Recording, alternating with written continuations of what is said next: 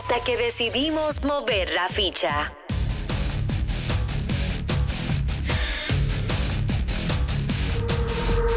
Jugadores preparados, tableros listos, fichas en posición. De lunes a viernes, de 10 a 12 del mediodía, te traemos lo que te hacía falta y ni siquiera lo sabías.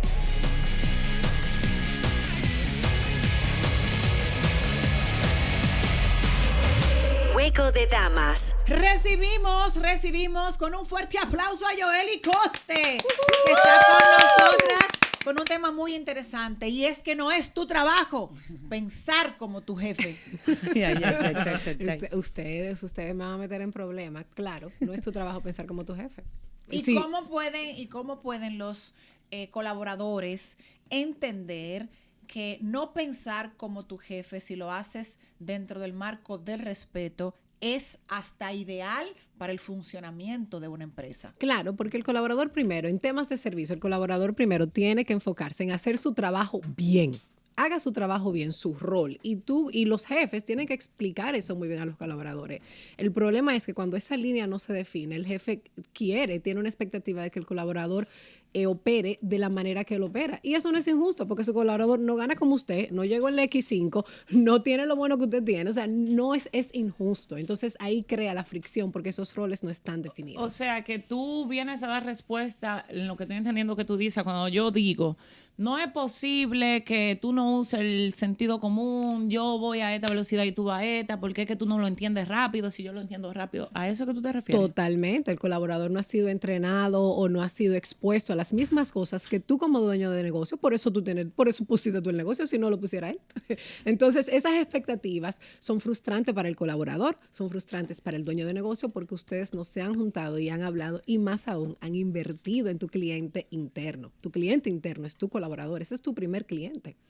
¿Hasta qué punto el colaborador, por ejemplo, puede hacer anotaciones, sugerencias, de alguna manera sentirse que participa fuera de la negociación para quizás darle un plus a ese jefe? Ese punto quien lo da es el jefe. Ese punto, esa parte quien lo da es el jefe, y que ese jefe está de manera bienvenida, o sea, de manera que lo recibe con atención, le da ese punto. Pero no quiere decir que no vaya a dejar de hacer su trabajo. No, porque ahora yo quiero pensar de esta manera. Usted primero tiene que hacer su trabajo. Y eso quería, en esta línea, de que seas un poco más específica, porque también hay colaboradores que, por ejemplo, pertenecen a la parte de recursos humanos, y porque piensan diferente al dueño de la empresa, entonces le quieren dar un consejo en términos administrativos, o quieren participar de espacios donde no les compete. Claro. ¿Hasta dónde puede poder identificar esos límites el colaborador para que sus pensamientos, lejos de ser diferentes, no lo traicionen y vuelen más allá? El punto es la intención. Tienes que cuestionar la intención. ¿Cuál es mi intención? ¿Ayudar la empresa, o mi intención es mi ego y decir que yo soy aquí Superman y yo resolví todo? Si tú vas donde un jefe con la genuina intención ya de ayudar a la empresa, y ese jefe no te lo recibe, entonces ese jefe no está listo para ti. Pero la intención es lo que realmente primero cuenta. Y todo eso va de cómo entonces tú comunicas eso. Mire, don, yo tuve una idea y yo creo que eso va a resolverse mejor de esa manera. No, caballero. Mire, don Antonio, yo estaba pensando el otro día que los beneficios de esta idea para la empresa es esto, esto y esto. Acción-beneficio. Y también como colaborador, ¿cómo poner, por ejemplo, límites sanos con el jefe cuando es muy exigente, que es algo que pasa muy a menudo? Totalmente. Decirle a un jefe, usted no me paga a mí para eso, no es la forma. Yo no estoy aquí para eso, yo fui a la universidad. No es la forma. Es también, obviamente, tener esa conversación. Mire, don Antonio, quedamos en que yo iba a hacer esto y esto. Yo felizmente hago esta parte, pero debemos llegar a otro acuerdo. Entonces, tener esas conversaciones, lograr tus expectativas primero y luego llegar a las otras expectativas. Ok, pero ¿qué pasa si entonces como colaborador tú siempre tienes una idea diferente? Bueno, pon tu negocio. Tienes que emprender, belleza tropical. Tienes que emprender, porque pasa mucho con esta generación Z, que a mí me encanta, tiene muchísimas ideas, pero hay que guayar la yuca. ¿Hasta qué punto tiene, por ejemplo, el jefe que conocer también los límites de qué puede hacer el colaborador? Y me explico. Lo que pasa es que todo va a depender del tipo de formación del que tú vengas. Yo vengo de una formación, sobre todo familiar, que si yo llego aquí y hay un agua en el piso, yo no tengo por qué llamar a María. Yo, si hay una servilleta, yo la seco. Claro. Si yo llego a mi propio negocio, que me llegó a suceder, y veo que el patio está sucio, y veo a la señora tomándose un café, yo cojo la escoba y empiezo a barrerlo, Claro. aunque ella vaya y me la quite. O sea, yo no siento que ningún trabajo es pequeño para mí. Entonces, me he encontrado en el proceso con personas, en mi mismo negocio, por ejemplo, hubo un fin de semana que llovió mucho y habían unas cuantas cucarachas que estaban dentro del negocio. La señora de limpieza llegó un poco tarde, pero ya la persona que abría la tienda estaba sentada, hermosa, vestida con su chaqueta, con su pico rojo y su pelo espectacular. Yo fui, busqué servilletas, recogí, le eché un poco de Mistolín en lo que llegaba la señora. Claro. Y mi pregunta fue, que no me pude contener, ¿cómo tú puedes sentarte tan hermosa frente a 3 cucarachas? Claro. Y ella me respondió, porque yo no estoy para eso. Qué fina, mi amor. Chan, chararán, chan. Chan, chan. Y yo quedé para eso. Yo quedé cucaracha, mi Yo amor. quedé cucaracha. Yo entré a un baño madre. público en la calle, el espejo está salpicado y yo antes de mirarme cojo una servilleta y lo limpio. Sí. Señores, la educación es universidad. La educación no es universidad, la educación son los modales de casa y la exposición. O sea, creo que puedo hablar aquí de todas ustedes. No venimos de cuna de oro. Tú vas aprendiendo y te vas exponiendo y te vas moderando. Es lo que tu dueño de negocio quiere ofrecerle a tus colaboradores. Yo siempre digo, tú tienes una niñera que te gusta, que de fin de semana, dale clase de manejar. Dale clase de manejar, porque ahora tú vas a tener una niñera que sabe manejar, como las niñeras de Miami. Entonces ahora esa niñera sabe manejar, se expone a otra cosa y tú tienes otra segunda mano contigo. Motiva a tus colaboradores a hacer mejor. Dale, tú viajas con esa niñera, es la que se va contigo a los viajes. Dale una clase de inglés.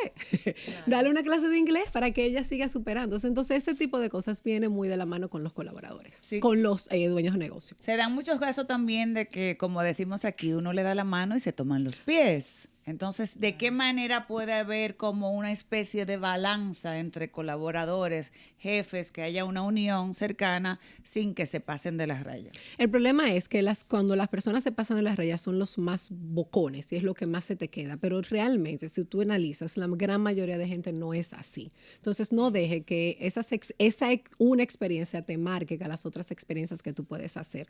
Dar la mano, dala siempre. Que la otra persona te haga mal, bueno, eso queda en su corazón. Cuando se te cierra una puerta, se te abren 3 ventanas. Entonces, con eso que tú dices, quiere decir que como empleador, tú puedes medir inclusive cómo tu colaborador está ofreciendo un servicio, porque si esa colaboradora le dijo a Isaura, yo no estoy aquí para recoger cucaracha, significa que el día que esté atendiendo un cliente y el cliente le pida algo extra, le va a decir, no, yo no estoy aquí para eso. Dame una brocha, mi amor. No, yo lo que vendo es pintura. Busca una brocha en otro lado.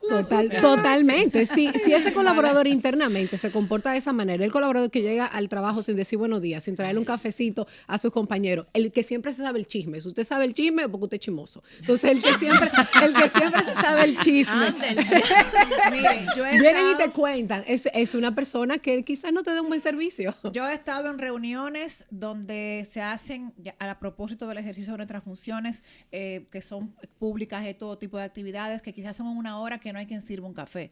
Yo he servido un café. Claro, yo he visto que los que están ahí sentados, o la mayoría son personas que son los invitados, o no hay quien lo haga, y a mí nadie tiene que pedírmelo. Totalmente. Lo que pasa es que yo pienso que como propietario, como administrador, uno tiene que aprender a identificar gente que no tenga complejo. Claro. Que lo que te define no sea que tú lleves un café o un vaso de agua. Totalmente. Sí, hay mucha Aquí- gente acomplejada. Y eso es muy cultural. De hecho, conocí un alto ejecutivo de un banco que no es de este país, que se sorprendía que tenía una persona dedicada que le llevara el café. En donde él iba y buscaba su café todos los días. Entonces, aquí esos conceptos no se manejan mucho, pero es el tema de lo que dices ahora, no hay que tener complejo. Que Y no había mire- una persona destinada a esa función específicamente. Claro. Mira, cuando hay, por ejemplo, vínculos fuera de la parte laboral, dígase un lazo de amistad, que hay amigos dentro del entorno laboral, ¿cómo se separa quizás un conflicto o un tema de fijar posiciones distintas entre un colaborador y un jefe, ya sea que sea una relación de antes o se haya quizás labrado o forjado en el mismo trayecto? Lamentablemente eso es muy difícil y eso se define que el dinero no tiene amigos. Y si estamos en un trabajo, usted y yo no somos amigos, no somos esposos, no somos hermanos, usted está aquí para hacer su trabajo porque yo te estoy pagando. Si yo no te estuviese pagando es otra cosa, pero si usted te está recibiendo un sueldo de este negocio, sus responsabilidades quedan igual. Y eso se tiene que definir muy claro desde el principio. Y por ejemplo, en el caso de la gente que, a pesar de que su trabajo y su forma de ser sea de mucho hablar, pero en esa cosa entiende que el que sabe lo que tiene que hacer no hay que estárselo repitiendo. Totalmente. Tienes que buscar los resultados, tienes que medirlas. Por eso las evaluaciones de colaboradores es muy importante, porque tienes que tener un resultado, un KPI, un tangible de lo que dijo. Te dicen, yo hice esto, y nada se hizo. Y después te das cuenta que lo hizo otra persona. Porque extrañamente hay mucha gente que se dedica a esto, que su trabajo es hablar, que su lenguaje del amor es el silencio. Claro. Y yo me siento muy identificada, por ejemplo, con Bolívar, que no le gusta que yo le dé mention, pero él se dedica a hablar y él habla todo el tiempo. Pero su lenguaje del amor es el silencio. Si tú tienes en un mes 4 cosas que hablar con él, o 5, un nivel de intensidad, eso como que lo desespera. Claro. Porque si usted sabe lo que tiene que hacer, hágalo. Y yo me identifico porque yo soy así. Yo hablo 3 veces al año.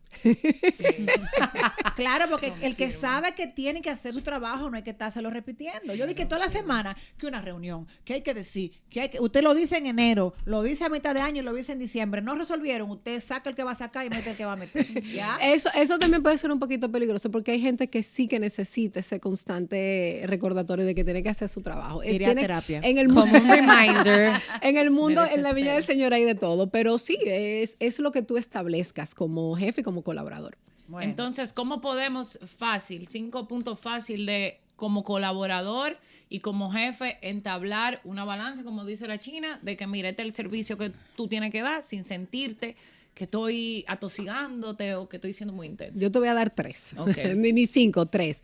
Hay que definir los roles. El jefe tiene que entender y definir cuál es el rol del colaborador, qué va a hacer, cómo lo va a hacer. Démelo aquí de nuevo los 3, desde arriba. Es verdad, no es mentira. Ahí en la cámara, claro, para el corte salga limpio. Hay que definir los roles. El colaborador tiene que entender qué va a hacer en ese trabajo todos los días y esa es su expectativa. El número 2, el colaborador tiene que hacer esa expectativa primero antes que empezar a tener ideas de otra cosa. Usted tiene que hacer su trabajo bien primero. Y el número 3, tiene que haber educación. Los dueños de negocio tienen que invertir en sus colaboradores. Tiene que haber educación, tiene que haber bienestar, tiene que haber un deseo de que esa persona que cogió el motoconcho, la voladora, el todo, quiera llegar a su trabajo. Ahí está. Un fuerte aplauso. Y aunque usted no lo crea, no fue una terapia pública. Redes sociales. Efecto Servicio en Instagram, ya tenemos nuestro taller que está ahora en punto, es virtual, lo puede tomar cuando quiera, haz que vuelvan y es para todo el mundo que quiera aprender el servicio al cliente y también tenemos mentorías grupales, así que Otro aplauso Bien. para ella, otro aplauso. Alto en jugada. Pero no te vayas de la partida. En breve, regresamos con Juego de Damas.